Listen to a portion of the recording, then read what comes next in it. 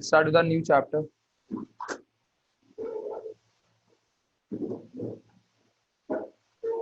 SOQL. Right.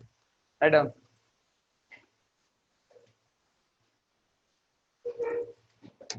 SOQL stands for Salesforce Object.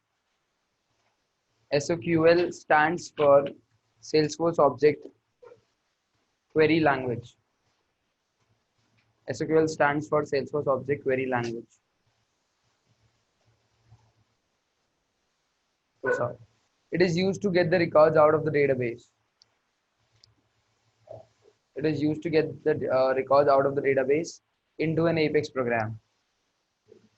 Into an Apex program.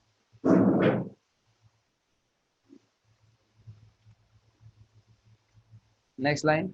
The records that we get in the Apex program are in the form of S objects. The records that we get in the form of like in the Apex program, the records that we get in the Apex program using SOQL are in the form of S objects.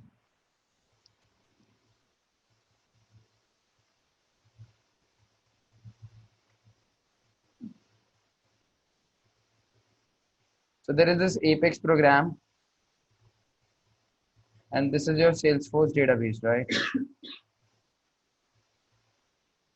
It looks like a jar.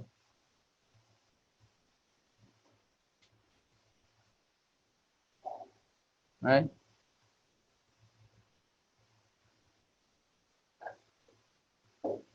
This more looks like a database. If you want to get the records out from your database, from any of the object, you're going to use SOQL. And the records that you're going to get from the database into the Apex program are going to be in the form of SOQL. That's exactly what SOQL is, nothing else.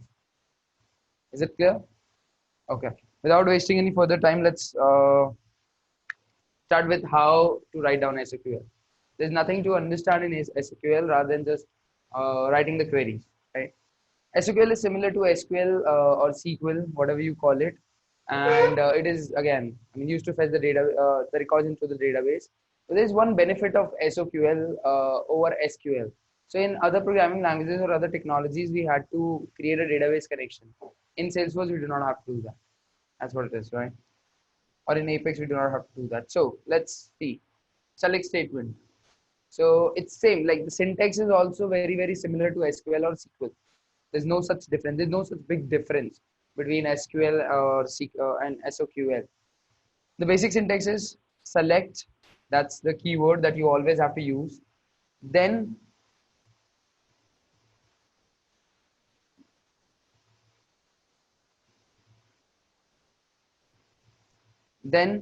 here you'll have to use the like over here you'll have to use the field API name list. That basically means like the different fields that you want in that record. So like if I want to get an account record, and I want name field, I want number of employees, and I want city. So these are the three fields only three fields that I'm gonna write down over there. If I only want name, I'm gonna write down name only. That's all what it is. Then comes from, right? From is basically again a keyword, after which you define from which object you want to get the records. So like select name of the field, and then from, and then we used to write down table name, right? So over here table is object, so we have to write down the API name of the object. So if it is account, then account. If it is student, then underscore C. That's it. So right, that's the basic syntax of SOQL. Then let's talk about querying records from standard object. So how do we query the records from standard object? We just write down select, and then the field that we want to get out of that particular record. Currently I want name only, and from account. Right? Querying records from custom objects. What is the difference? Just the underscore C thing. Right? Because it is custom.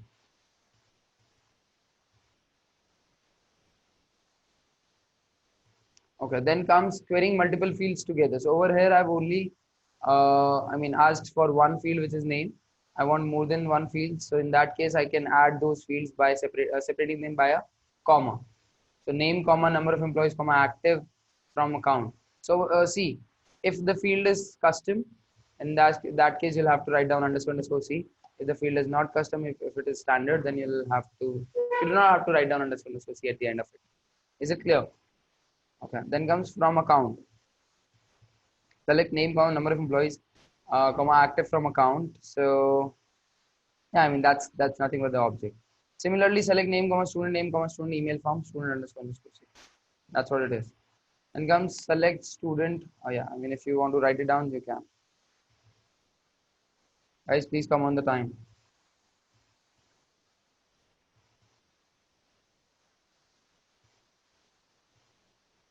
Select student name, registration fees from student underscore C. Okay. So many of us are used to writing down select star from student, select star from account.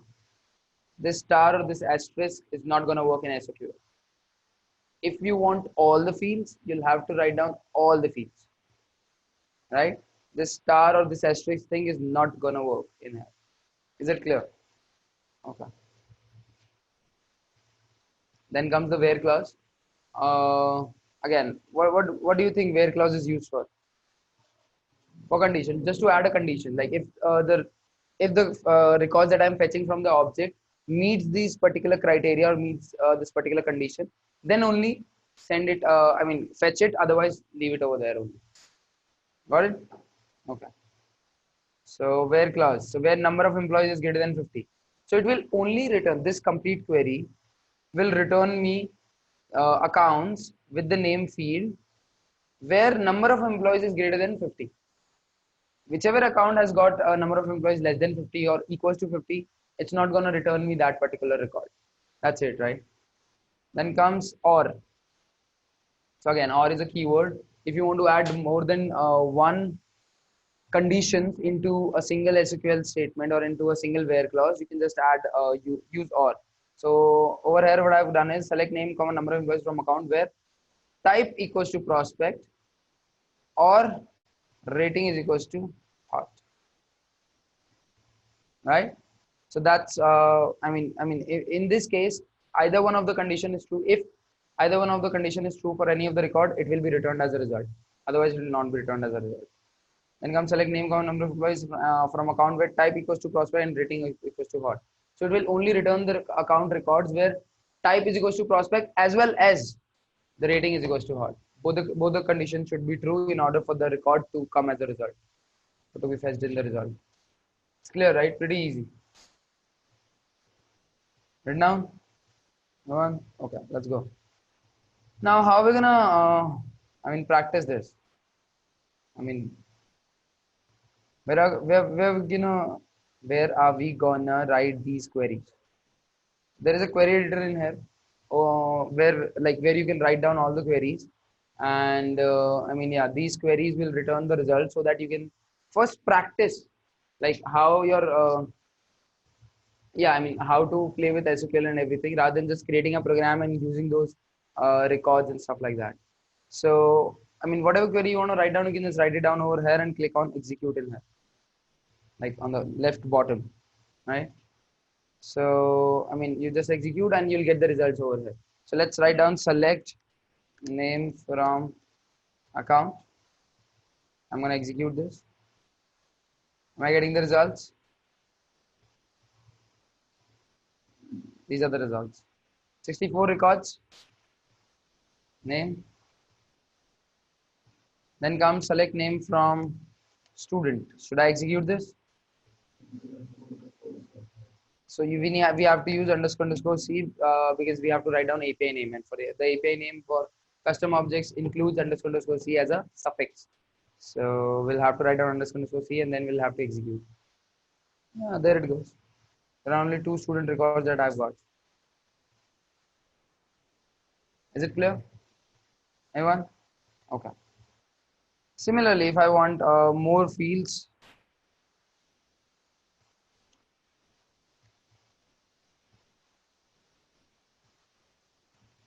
select name, comma, number of employees from account, right? I'm going to execute this. So there are names and associated number of employees field. I hope it is clear. Everyone? Okay. Mm. So that's how it goes. And what else? If you want to write down any custom field in here, like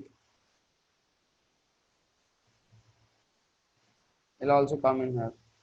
Yes for the ones which are checked, and blank for the ones which are not checked in the stuff. Maybe that way.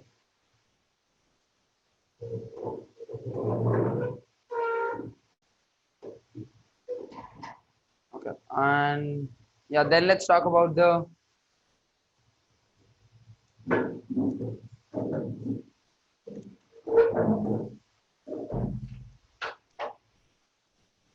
execute.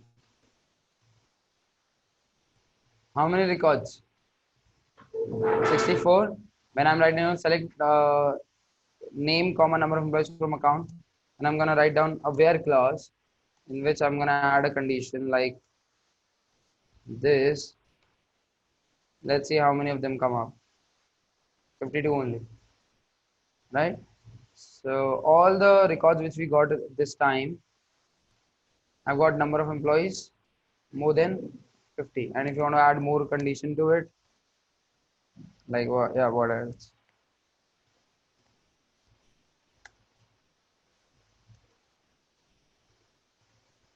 Let's say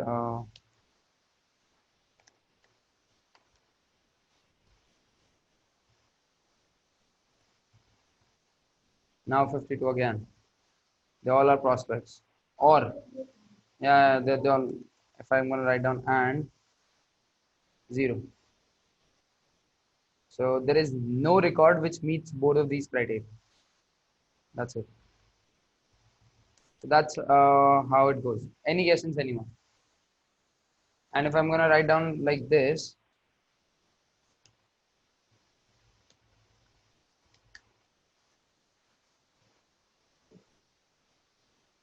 unknown error passing query, right? It's not gonna work. I hope it is visible to all of you. Is ST001 name of student? So name is basically the API name of the standard field which gets created while you're creating that object. So the label of that is student ID, but the API name is name, and the name is like name we are storing in this. Let me just show it to you.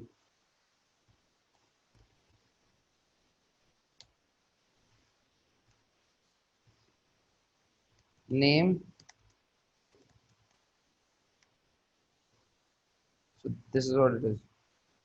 Here the like student ID is coming, and here the names are coming up. So that's what it is. I hope that makes sense. Got it. Perfect.